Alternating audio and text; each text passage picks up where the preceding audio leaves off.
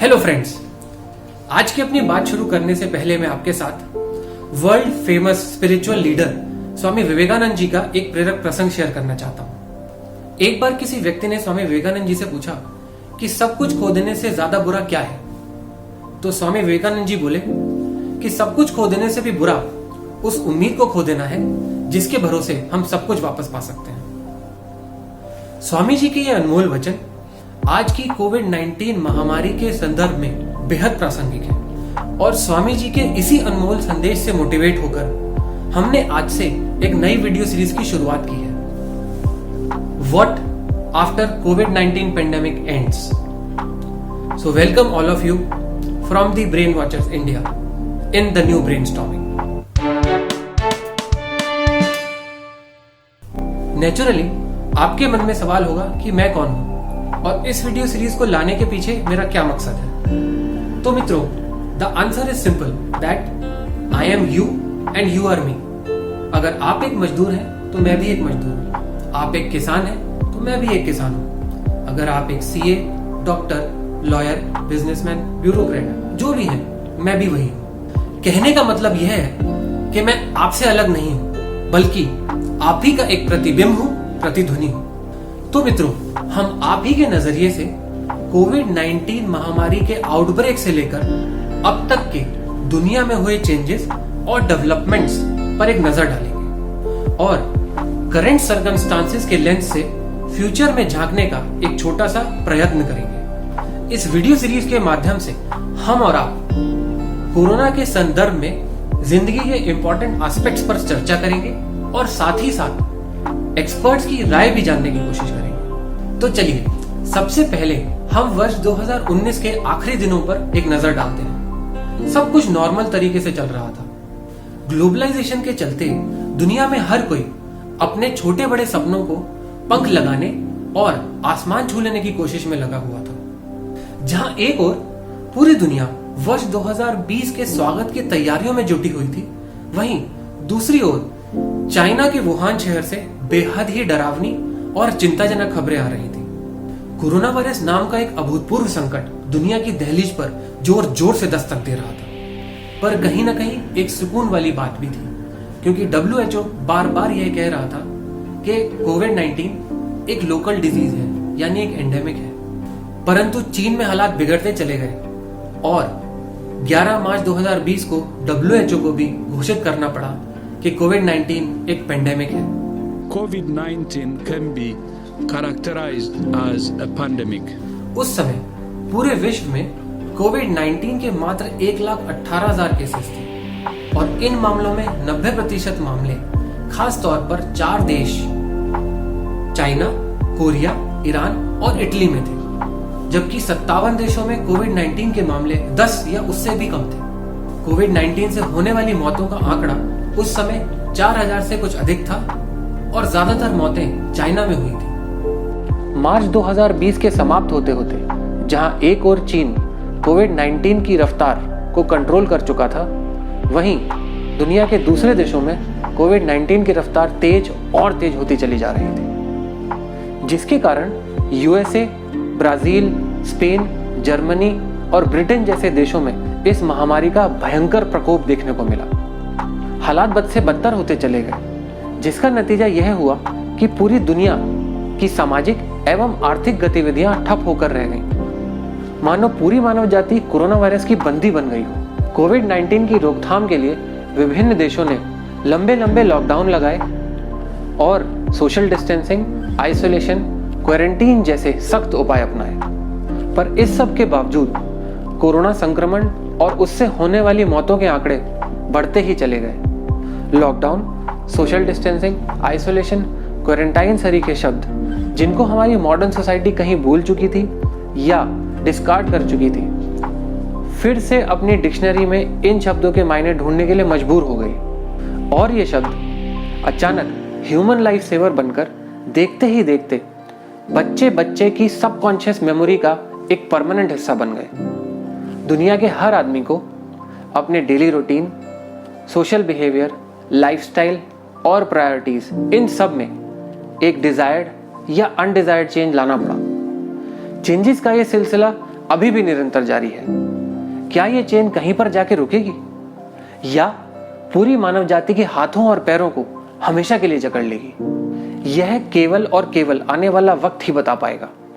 फिलहाल पूरी दुनिया में इस प्रश्न का उत्तर किसी के पास नहीं है। अवेलेबल अपडेट्स के अनुसार पूरे वर्ल्ड में अब तक लगभग 2 करोड़ लोग कोरोना की चपेट में आ चुके हैं और लगभग 7 लाख से ज़्यादा लोगों की मौतें हो चुकी हैं। करंट एक्टिव केसेस की संख्या लगभग 63 लाख है और लगभग 1 करोड़ 22 लाख लोग इस बीमारी से इन्फेक्ट होकर ठीक भी हो चुके हैं। लेटेस्ट वर्ल्ड कोरोना मीटर के अनुसार यूएसए, ब्राजील और India top 3 corona infected countries हैं।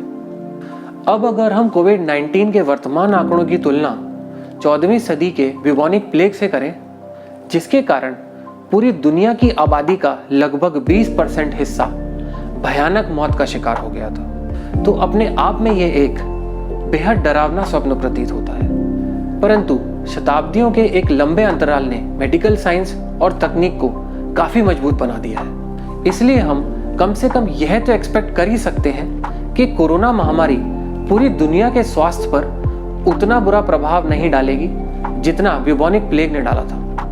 बट ऑन द कॉन्ट्ररी 14वीं और 21वीं शताब्दी की सोशल और इकोनॉमिकल डायनामिक्स में जमीन आसमान का फर्क है। इसलिए निश्चित रूप से कोरोना महामारी ने पूरे विश्व में जो सामाजिक, आर्थिक, मानसिक, राजनीतिक और आध्यात्मिक उथल-पुथल मचाई है, उसका गंभीर प्रभाव पूरे वर्ल्ड की फिलॉसफी और परसेप्शन पर परमानेंटली देखने को मिल सकता है। किसी भी महामारी के लिए छोटे बड़े, अमीर गरीब इक्वली वल्नरेबल होते हैं। यह महामारी किसी को भी नहीं बख्शती है।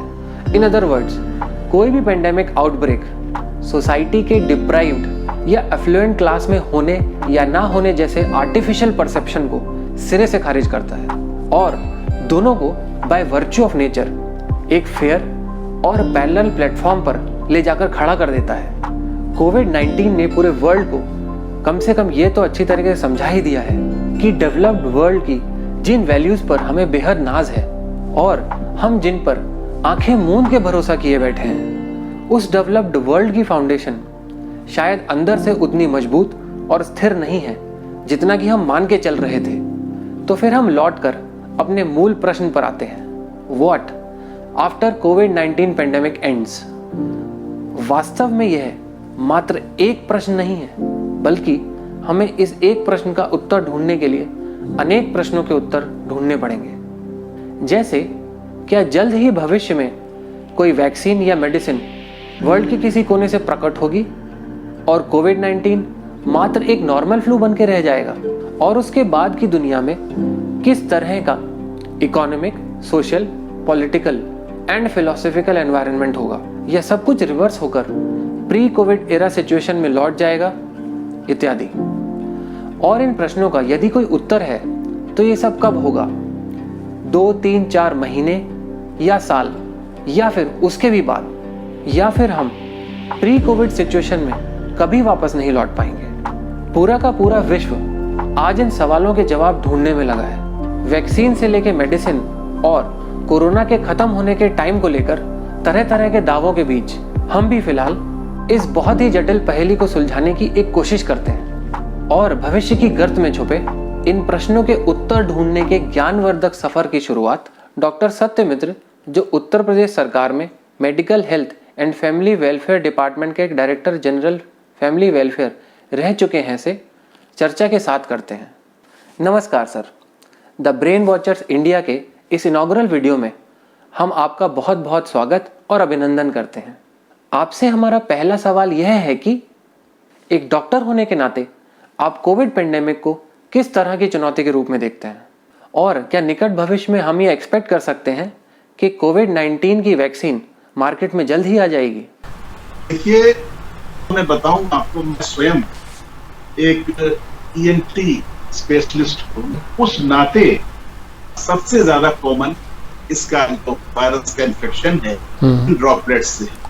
जब इसकी शुरुआत हुई थी तो ऐसा लग रहा था कि इस पे मौसम का फर्क पड़ेगा, लेकिन इतने समय देखने के बाद हम सबको ऐसा लगा कि न इस पे मौसम का फर्क पड़ा, न इस पे वर्षा का फर्क पड़ा, जी न इस पे इन्वायरमेंट के और फैक्टर्स जो हैं उसका कोई फर्क पड़ता है। तो चूंकि एक ये नई डिजीज है, अभी तक इसके बारे में हमको कुछ पता नहीं था। धीमे हमें थोड़ी थोड़ी जानकारियां हमारे ICMR विशेषज्ञों द्वारा, हमारे एम्स के विशेषज्ञों द्वारा, हमारे NIV पुणे के विशेषज्ञों द्वारा जो समय समय की जानकारियां दी जा रही है, हम लोग उसे ग्रहण कर रहे हैं जी। और निश्चित रूप से हमारे स्वास्थ्य मंत्री, और संयोग की बात है वो भी एक डॉक्टर है, स्वयं ENT सर्जन है, और मुझे कहने में गर्व अनुभव होता है, मेरे कॉलेज के मुझसे 1 वर्ष जूनियर है, उनसे भी बीच में बात हो रही है जब उनको WHO का कार्यकारी अध्यक्ष चुना गया, उन्होंने बधाई दी। जो इन्होंने जानकारियां दी उसके अनुसार जैसा जैसा घटित हो रहा है, मैं समझता हूं उनकी आशंकाएं जो थी उसके अनुसार ही घटित हो रहा है। इस पैंडेमिक की, इस बीमारी की विभीषिका पूरे देश पे है, लेकिन कहीं संक्रमण बहुत ज्यादा है, कहीं संक्रमण हल्का है, तो उसको भी कई दृष्टियों से हम लोग देख रहे हैं। साथ ही साथ अभी कल की बात है, हमारे WHO प्रमुख जो है उन्होंने बड़ी चिंता की बात सामने कर दी कि इस कोविड से जल्दी निकट भविष्य में छुट्टी मिलने वाली नहीं है। देखते हुए ऐसा लगता है कि जब तक हम इसमें कोई वैक्सीन नहीं पा जाते उसके बाद ही हम इसमें कामयाब हो पाएंगे। इस बीमारी के लिए हमारे देश में भी वैज्ञानिक पुरजोर तरीके से लगे हुए हैं, और मैं तो बहुत पॉजिटिव सोचता हूं। मुझे पूरी उम्मीद है कि जैसे हमारे जो US है, UK है, रशिया है, ये लोग जब तक बनाना चाह रहे हैं और बना रहे हैं, हमें ऐसा नहीं लगता कि हम इनसे पीछे रहते हैं। हम भी अपनी वैक्सीन लेके सामने आएंगे, मुझे पूरी आशा। चलिए, अगर हम मान भी लें कि कोई वैक्सीन आ जाती है, तो क्या सब कुछ पहले जैसा नॉर्मल हो जाएगा? देखिए, मैं इस बीमारी के मतलब उसमें सिनेरियो में एक आध्यात्मिक बात आपके सामने रखना चाहता हूं। बहुत दिनों से हम लोग अपने एनवायरमेंट को बिगाड़ रहे हैं, पेड़ों को काट रहे हैं, हमारे पानी हम अत्यधिक जमीन से खींच रहे हैं, और भी बहुत सी चीजें हैं, मौसम में परिवर्तन आ रहे हैं। तो उन सबको देखते हुए इस बीमारी ने हमें सिखाया, तमीज से रहो जी, नमस्ते करो। विश्व को हम सिखा रहे हैं कि नमस्ते करो। हमारी जो इम्यूनिटी है हमारे लोगों की, हमारे देश की इम्यूनिटी वो बेहतर है, अच्छी है। तो मैं समझता हूं कि हमारा देश उस पुरानी स्थिति में कब आएगा इसका तो आकलन मैं नहीं कर सकता, लेकिन मुझे पूरी आशा है जी कि एक वैक्सीन मिल गई तो बाकी चीजें काफी कुछ कंट्रोल कर लेंगे, और निश्चित रूप से जो मैंने कहा ना कि अब तमीज से चलेंगे, अब संयम वो करते हुए रहेंगे, तो निश्चित रूप से हम पुरानी अपनी स्थिति पे आ जाएंगे। एक बहुत चर्चित शब्द है कम्युनिटी स्प्रेड। आप कम्युनिटी स्प्रेड को भारत के संदर्भ में किस तरह से देखते हैं? जैसे आप दिल्ली की परिकल्पना करें, आज स्थिति यह है कि उत्तम विहार में 4 केस, द्वारका 19 केस, द्वारका में 15 केस, शकरपुर में 5 केस, उत्तमगढ़ी में 7 केस जी, केस। तो ये कम्युनिटी वाली स्थिति नहीं है, जिसे कहते हैं स्पोरेडिक, तो कहीं कहीं केसेस हैं। हालांकि बॉम्बे में बहुत लोगों ने ये चीज सोचा, धारावी इलाका जी जी जी, हाँ, तो काफी सारे केसेस, सोशियो इकोनॉमिक स्टेटस वहाँ हल्के वाले लोग ही रहते हैं, शायद वहाँ पे इसका स्प्रेड ज्यादा हो सकता था, लेकिन वहाँ भी ये स्थिति नहीं बनी जी कि हम कम्युनिटी स्प्रेड का नाम दे सके। मेरी दृष्टि में जितना मुझे ज्ञान है, मैं समझता हूँ हमारे देश में अभी ये स्थिति नहीं बन पाई कि हम किसी जगह भी कम्युनिटी स्प्रेड वाली बात, अच्छा, और वो अगर हो तो बड़ी गंभीर स्थिति बने। इसी तरह एक दूसरा चर्चित शब्द है हर्ड इम्यूनिटी। इस थ्योरी पर आपकी क्या राय है? आज जो स्थिति है हमारे देश में कि पूरे 1 अरब 30 या 37 करोड़ पॉपुलेशन है, उसमें प्रभावित संख्या आज 17.5 लाख है। हम ये कहते हैं कि भाई कई लोग कहेंगे टेस्ट करो बहुत देर मिलेंगे। ठीक है, टेस्ट कर लो, हम कहते हैं 35 लाख मान, लेकिन 35 करोड़ या 1 अरब नहीं। तो जब तक संख्या पूरी पॉपुलेशन का 60-70% न हो जाए, आइदर पेशेंट्स की या जो वैक्सीन बने उसमें भी एंटीबॉडीज बनती हैं बॉडी में, या वैक्सीन बने तो उसके भी 60-70% लोगों को, जब ये स्थिति बन जाए तो उसे हर्ड इम्यूनिटी हम बोला जाता है। एक आखिरी सवाल, भारतवर्ष में कोविड-19 के मामले लगातार बढ़ रहे हैं और इसका कर्व अभी तक फ्लैटन नहीं हुआ, तो आप क्या उम्मीद करते हैं कि भारतवर्ष में कोरोना का पीक कब तक आएगा? इसका मैं 2 हिस्सों में जवाब दूंगा। जी बताइए। पहला हिस्सा ये है जी कि सारे यूरोपियन कंट्रीज, यूएस, रशिया, तीनों को जोड़ दें तो शायद हमारे बराबर आबादी में होंगे। तो उस दृष्टि से सोचे हम तीसरे नंबर पे हैं। हमको पहले होना चाहिए था। अगर सही माने जिस तरह से कोविड फैला, जिस तरह से धुआंधार तरीके से चीन में फैला था, अगर वो गति होती तो हमारी संख्या जो 17.5 लाख है ये 17 करोड़ होती। तो ऐसी हम बुरी बात क्यों सोचे, बुरी स्थिति हम नहीं सोच रहे और हम क्रमशः पहले से सुधर रहे हैं, भले ही संख्या बढ़ रही। दूसरा जवाब कि फ्लैटन कब आए, इसमें मैं किसी आधिकारिक उसका प्रयोग नहीं कर रहा हूं, सिर्फ इसमें मैं जितना मैंने अपना किया उसके हिसाब से मुझे ऐसा लगता है कि 15 से 30 अगस्त के बीच फ्लैटन वाला हिस्सा आ जाना चाहिए। अच्छा। और 30 सितंबर तक, ये मेरी भविष्यवाणी है, 30 सितंबर तक हम डिमिनिशिंग ऑर्डर में होंगे और काफी अच्छी स्थिति में होंगे, मेरा आकलन है। तो सर, आज की इस मुलाकात को हम यहीं समाप्त करते हुए आपका बहुत बहुत धन्यवाद और आभार प्रकट करते हैं। और जो महत्वपूर्ण जानकारी आपने हमारे साथ शेयर की है उससे काफी उम्मीदें बंधी हैं।